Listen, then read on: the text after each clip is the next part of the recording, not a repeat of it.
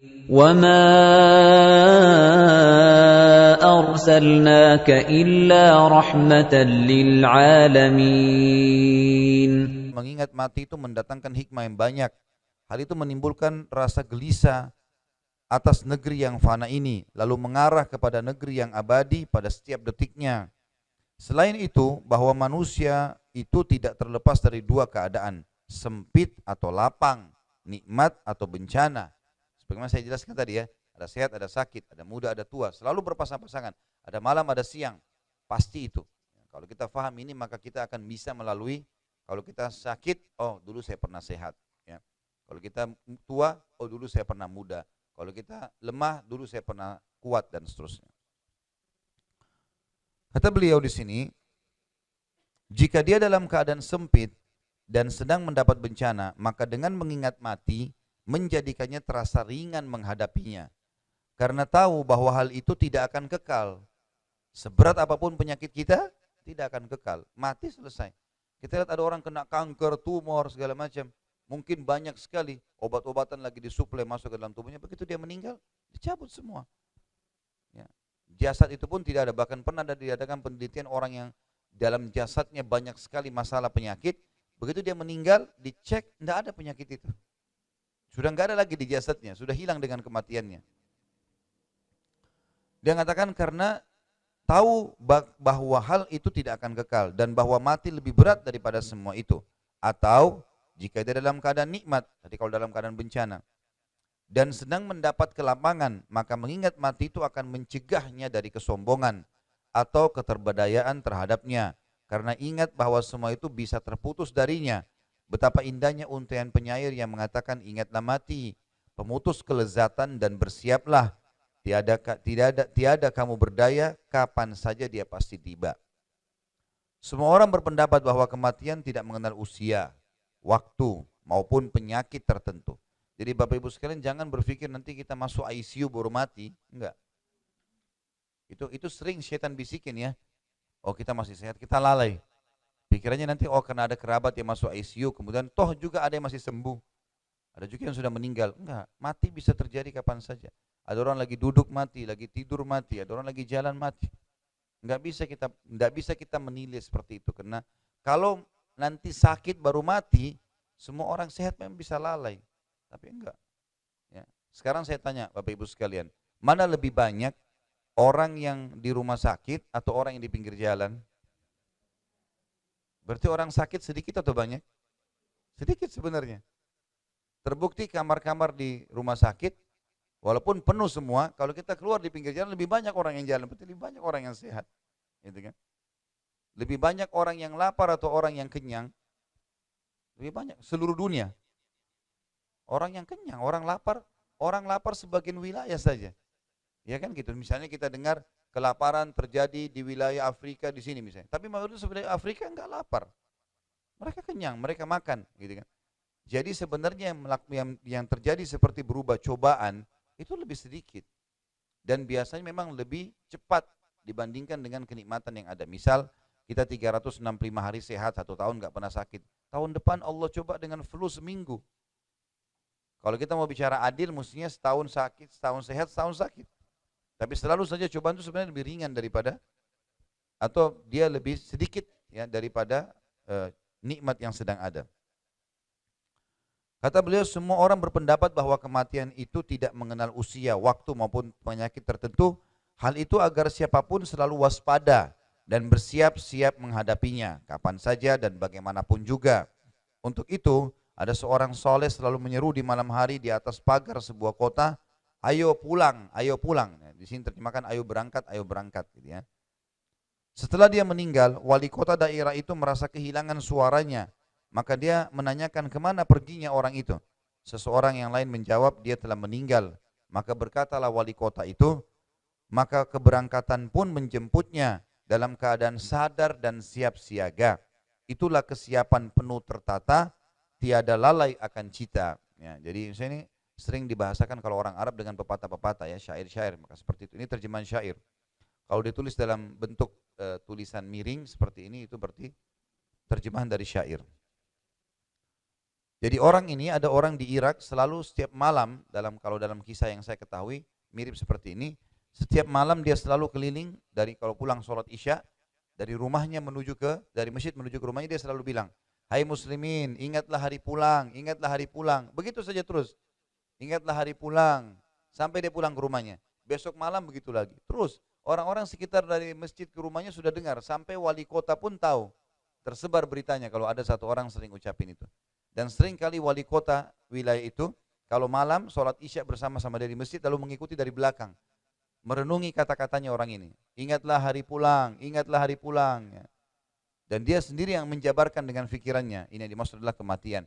Waktu orang itu meninggal, wali kota yang tanya, mana orang ini? Dia lagi sholat isya di situ, enggak ada orang ini. Mana? Kata mereka tadi pagi sudah meninggal. Maka diucapkanlah syair ini oleh wali kota tersebut. Ya. Keberangkatan pun menjemputnya, maksudnya kematian, dalam keadaan sadar. Orang ini karena selalu ingat, maka dia sadar dan selalu siap siaga. Akhirnya dia on time dalam ibadahnya. Itulah kesiapan yang penuh dengan tertata, tidak ada lalai akan cita. Maksudnya selalu siap menggapai cita-cita itu, misalnya menuju ke akhirat. Yazid Ar-Raqashi pernah berkata pada dirinya sendiri, celakalah kau hai Yazid, siapakah yang akan membayar utang sholatmu setelah kamu mati? Siapakah yang akan membayar utang puasamu setelah kamu mati? Siapakah yang akan meminta untukmu keridhaan Tuhanmu setelah kamu mati? Kemudian katanya pula, hai manusia, tidakkah kalian berteriak dan menangis dirimu pada sisa hidupmu? Barang siapa dikejar oleh kematiannya dan kuburan bakal menjadi rumahnya, debu menjadi tikarnya, dan cacing-cacing menjadi teman akrabnya, bagaimana mungkin hanya terpaku menunggu kejutan terbesar itu? Kemudian dia pun menangis sampai jatuh pingsan. Maksudnya sini Yazid Al-Raqashi ini salah satu tabi'in yang masyhur, ya. Dia kalau mengingatkan orang lain dan mengingatkan dirinya selalu dengan cara seperti ini. Siapa yang akan menyempurnakan sholatmu kalau kau lalai? Maksudnya mulai sekarang dia motivasi dirinya untuk sempurna sholatnya. Dari takbir sampai salam semuanya khusyuk. Mulai sekarang dia berkata pada dirinya, siapa yang akan membayar puasamu yang kau tinggalkan? Maka dia harus segera membayar utang-utang puasanya kalau masih ada. Gitu kan? Kemudian dia mengatakan, dan siapa yang akan menolongmu nanti di depan Allah, ya, pada saat kau sedang dihisab? Tidak ada, maka kau harus perbaikin amalmu dari sekarang. Seperti itulah. Dan dia mengingatkan juga bagaimana bisa banyak manusia lalai. Dia berkata pada orang di sekitarnya, dan tidakkah kalian berteriak dan menangisi diri kalian pada sisa hidup kalian, sisa umur ini? Yang lalu sudah banyak kesalahan yang kita lakukan. Barang siapa yang dikejar oleh kematiannya dan kuburan bakal menjadi rumahnya, debu menjadi tikarnya, cacing-cacing menjadi teman akrabnya, bagaimana mungkin hanya terpaku menunggu kejutan terbesar tersebut? Tetap tidak sholat malam, tetap tidak sholat, tetap tidak tutup aurat. Bagaimana dia bisa menunggu kematian yang nanti berbahaya, tinggal dia sendiri di kuburan dengan terpaku, tidak berbuat hal-hal baik? Kemudian dia pun menangis sambil pingsan. Ada sebuah, Ibnu Qayyim juga pernah berkata rahimahullah, perumpamaan orang yang tahu dia akan mati, dan semua orang tahu dia akan mati, itu fakta, nggak bisa. Banyak orang yang mati di depan mata kita, kita bisa lihat. Setiap hari berita tentang kematian, orang dibunuh kah, orang sakit kah, orang tabrakan kah, segala macam. Atau kita lihat bendera yang dipasang, ya mungkin ada simbol di Indonesia, kadang-kadang ditaruh bendera yang berwarna kuning, dianggap itu kematian. Berapa banyak semua itu terjadi. Jadi kita harusnya engah dan sadar kalau itu mati akan datang. Maka Ibnu Qayyim berkata, orang yang tidak punya persiapan untuk kematian dan tidak mau sadar, seperti orang yang lari dari kejaran musuh. Begitu dia tiba di sebuah benteng untuk menyelamatkan diri, atau kalau saya rasa dia bilang gini, ada perumpamaan orang yang lari dari kematian tapi dia tidak punya persiapan, seperti orang yang sedang dikejar binatang buas. Sampai dia mendapatkan sebuah benteng yang kuat untuk berlindung, tapi dia cuma mengatakan, hai benteng, aku berlindung dari serigala atau dari binatang buas ini kepadamu. Tapi dia tidak masuk ke dalamnya. Maka bagaimana bisa dia selamat? Seperti itulah orang yang mengatakan, oh saya akan mati, saya mau masuk surga, tapi enggak ada amalnya. Seperti orang yang tidak masuk ke benteng menyelamatkan diri dari kejaran sesuatu yang berbahaya buat dia. Nah, mati berbahaya kalau datangin. Terputus semua ini Bapak Ibu sekalian. Nanti tinggal dikenang, oh ini bajunya si fulan, oh ini mobilnya, oh ini rumahnya, oh ini perusahaannya, oh ini istrinya, oh ini suaminya, oh ini anaknya. Selesai. Dan orang hanya menukil itu saja dari kita. Enggak ada sesuatu yang lain gitu kan. Cuma jadi kenangan. Kita akan sendiri di liang lahat, kita bersama amal kita. Yang selalu kita lalaikan ini itu akan menemani kita. Dan ini fakta, tidak boleh kita tutup mata terus. Sampai kapan kita mau lalai ini? Kemudian At-Tami atau At-Taimi, maaf, At-Taimi juga berkata, salah satu tabi'in yang lain, ada dua hal yang memutus kelezatan dunia dariku. Mengingat mati dan mengingat bagaimana aku berdiri kelak di hadapan Allah Subhanahu wa taala. Tentu juga ada satu hal teman-teman sekalian, kalau ada di antara kita yang mendengarkan kisah-kisah seperti ini dan merasa belum tersentuh di dalam hati, maka kita perlu tahu hati itu bisa berkarat ya, karena banyaknya dosa. Jadi ada orang subhanallah sedikit riwayat, satu ayat, 3 ayat, 2 hadis, sebuah kisah sudah cukup membuat dia tersentuh dan hanya dia memperbaiki hidup. Ada orang enggak, mendengar pun apa nih, kemana arahnya? Itu karena masih ada dosa-dosa yang mengganjal. Hatinya berkarat dengan dosa, gitu kan?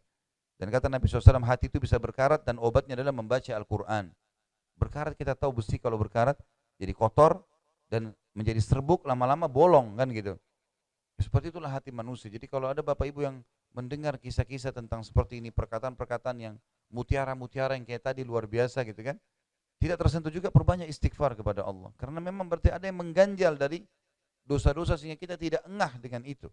Padahal ini sesuatu informasi fakta yang terjadi dan solusi yang terbaik buat kita.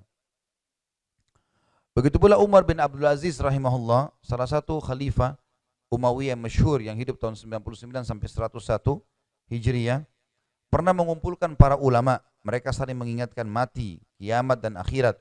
Lalu mereka menangis seakan-akan jenazah hadir di hadapan mereka. Ya, jadi orang kalau subhanallah hatinya sudah mulai bersih dari noda-noda dosa, hidupnya dia sudah coba perbaikin kepada yang lebih baik, maka lebih mudah tersentuh. Termasuk mudahnya menangis, mudahnya luluh hatinya, mudahnya setelah itu menjalankan perintah-perintah Allah, takutnya mengerjakan larangan, seperti itulah. Abu Nuaim berkata, apabila Ats-Tsauri ingat akan mati, Sufyan Ats-Tsauri salah satu ulama tabi'in yang tinggal di Mekah, masyhur ya dengan keimanannya. Apabila Ats-Tsauri ingat akan mati, maka selama berhari-hari dia tidak mengajar, dan jika ditanya tentang sesuatu maka jawabnya entahlah, entahlah. Jadi kalau dia sudah ingat mati, dia akan dicabut ruhnya segala macam, saking luar biasa hatinya bersih dan penuh dengan keimanan, tidak lagi noda dosa.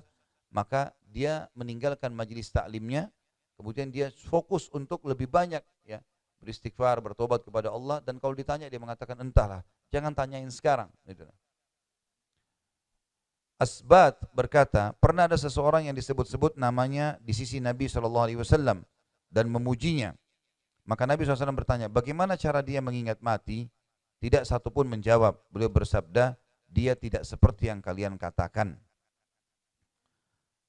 Jadi di sini riwayat ini tentunya oleh Imam Qurtubi diangkat, tapi orang yang mentahqiq buku ini, mentahqiq itu artinya coba berusaha untuk mencari ayat ini di surah mana, di ayat berapa, sabda Nabi ini diriwayatkan oleh siapa gitu kan. Dia mengatakan saya tidak temukan riwayat ini, dia pribadi. Tetapi Imam Qurtubi menyebutkan riwayat ini. Artinya ada seseorang sahabat yang dipuji-puji, si fulan begini, si fulan begitu di sisi Nabi SAW. Kata Nabi SAW, apakah dia pernah menyebutkan masalah kematian? Bagaimana dia dengan masalah kematian? Tidak ada yang jawab. Artinya tidak ada yang tahu. Tidak pernah dengar orang ini menyebut masalah kematian. Maka kata Nabi SAW, dia tidak seperti yang kalian katakan. Artinya tolok ukurnya orang itu dianggap soleh atau solehah kalau kematian selalu ada terlintas di lisannya, dalam kehidupannya, ya. Dia ekstra hati-hati. Seperti tadi kalau siswa atau siswi yang berprestasi pasti lebih hati-hati menjaga prestasi di sekolahnya, pergaulannya, ya. Apa saja pendidikan, kurikulum sekolahnya, segala macam kerapiannya, semua akan dijaga. Ad-Daqqaq juga berkata, barang siapa sering mengingat mati, maka dia diberi 3 macam kemuliaan. Pertama, segera bertaubat. Maka dia akan langsung bertaubat karena mati sudah datang, peringatan itu datang kepada dia. Yang kedua, kepuasan hati. Maksudnya terhadap apa yang dia miliki sekarang. Enggak ada lagi ketamakan terhadap haknya orang lain. Kalau dia ingat mati, dia akan ingat itu. Oh ya sudah, puas hatinya. Dan yang ketiga, semangat beribadah. Ini hal yang besar sekali diberikan kalau orang sering mengingat kematian. Dan barang siapa yang melupakan mati, dia diberi 3 macam balasan. Yang pertama, menunda taubat. Nanti aja, apalah ya. Yang kedua, tidak rela menerima rezeki yang cukup. Selalu berkeluh kesah dengan apa yang sudah Allah berikan. Dan yang ketiga, malas beribadah. Ini sudah umum tentunya ya. Dan perlu Bapak Ibu tahu, kita di majelis ilmu seperti ini tujuannya belajar untuk ya masuk ke dalam hati dan diamalkan. Kalau ada teman-teman di sini yang hadir karena diajak saja oleh temannya, ubah niatnya karena ingin menuntut ilmu. Kalau ada cuma orang mau tes saja, mau tahu ini gimana sih pengajiannya, maka ikhlaskan niat karena memang mau mendapatkan ilmu. Karena ilmu yang diniatkan dengan ikhlas itu masuk dalam hati dan mengubah. Kalau hati sudah kena cahaya ilmu itu Bapak Ibu sekalian, maka dia seperti cahaya yang mengalir ke seluruh tubuh. Penglihatan mata, pendengaran, tangan, kaki, kemaluan, semua terjaga dengan cahaya ilmu itu. Ini tuh manfaatnya. Kalau ada di antara Bapak Ibu yang hadir mungkin mendengarkan kisah-kisah tadi dengan hikmah Allah, bukan karena saya sama sekali. Maka tersentuh dan merasa iya ya kayaknya saya salah dulu nih. Oh ya sekarang saya harus lebih baik. Itu bekas ilmu. Jangan dibuang itu. Jangan bilang kenapa saya begini ya. Terus kemudian berusaha untuk dilupakan. Enggak. Itu bekas ilmu, dipertahankan. Maka itu kalau makin sering dipertahankan, ditambah lagi dengan majelis ilmu yang setelahnya, majelis ilmu yang setelahnya, maka kita akan seperti dibawa sebuah jalan yang penuh dengan pengawasan. Amal soleh itu dan ilmu syar'i yang kita dapatkan nanti kita amalkan, itu seperti pengawal-pengawal kita. Pengawal, kita seperti lagi dikawal dengan ilmu dan amal soleh. Jadi kita kalau mau buat, seperti lagi diingatin, jangan, salah tuh. Seperti itulah, makanya kita ada kekhawatiran. Sebenarnya itu positif sekali. Positif, jadi kita kalau tidak mau melakukan karena takut, itu bagus. Positif. Itu sebenarnya seperti pengawal kita lagi ingatin. Kita kayak seorang raja, bayangkan saja seperti itu, lalu kemudian pengawal kita mengatakan, ini enggak boleh. Ini bahaya, ini nanti akan begini raja. Baik, kita berhenti. Gitu kan? Penasihat-penasihat kita banyak, itu amal soleh dan ilmu. Dia seperti pengawal kita, jadi itu mahal sekali. Jangan disia-siakan itu. Jangan disia-siakan.